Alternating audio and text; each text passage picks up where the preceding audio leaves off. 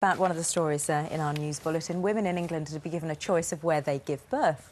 Yeah, the government strategy, which will be announced today, will see expectant mothers being able to choose whether they go to hospital, a midwife-led unit, or stay at home to have their children delivered. Dame Carleen Davis is the General Secretary of the Royal College of Midwives, and she's here along with Beth Svarovska. And Beth has 22-year-old Abigail with her, who was born in a maternity unit called a Home from Home unit. Hello to you both. Morning, all. Very much. Good morning. We've already seen Abigail already, and she's been so well behaved this morning. First of all, tell us what the experience was like. We had the birth experience that we had hoped for.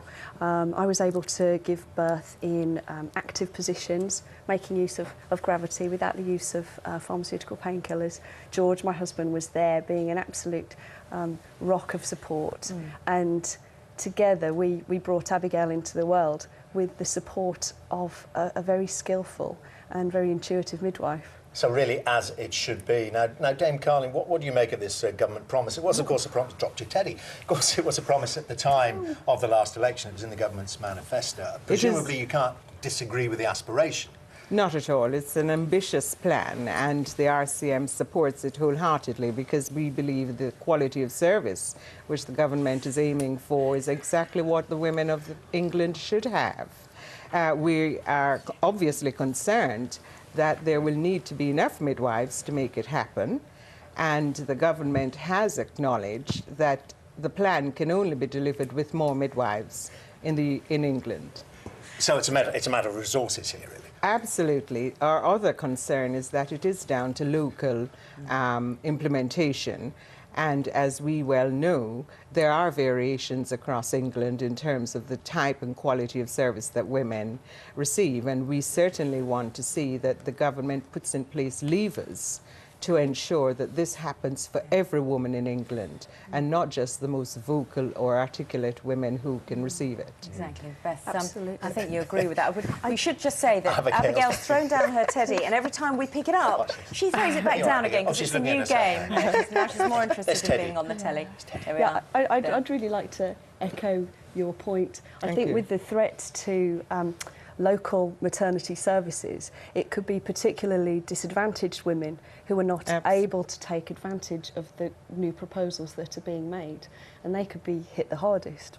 I mean, Dame Carleen, we're getting emails this morning from people saying, you know, they've got trained midwives in the family and they can't find jobs. They're thinking of emigrating. Absolutely. And I think that's the other problem that we as the Royal College of Midwives will have, is to motivate midwives to say that this is real. This is going to make a difference for women, and it's going to make a difference to midwives' jobs in England. Because you're absolutely right. The shortages and the cutbacks in recent months have not encouraged NHS staff to feel that what the government says is what it really means. So, Beth, it's what you were saying earlier, which is it's all very well being told you've got a choice, but if they're closing the maternity unit, which is next to you, it's no choice at all. Your only choice is to go a long way away. How are other mothers feeling about their experience of giving birth?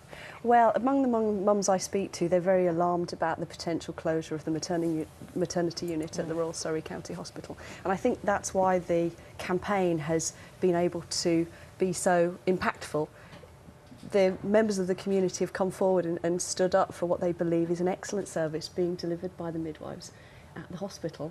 I think a key point as well that needs to be made, and I would hope to see in the report, that support for midwives to spend the proper amount of time with mums to help them establish feeding properly is absolutely critical. Absolutely. And to meet them beforehand and to get to know them before the birth. I mean, just what difference does that make from both parts of the experience, from the mother and, of course, the midwife?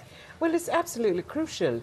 The way in which midwives have had to work in hospitals, and I know what Beth is saying about closure of a maternity unit, but actually the women having a birth in their home is as satisfying an experience with the right level of support. And what the RCA, the Royal College of Midwives, wants to see is that if a unit has to change its configuration, or the maternity services, that there are alternative services in the community which does not create the gap for women. Of course there will be a need for hospitals, and of course some women will need obstetric care, and that's the appropriate place to deliver it.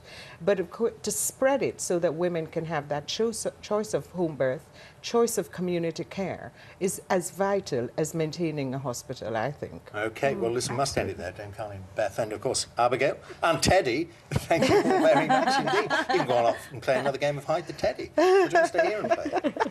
Oh, she's transfixed by you. Thank you all very much. Oh, you've got a new friend.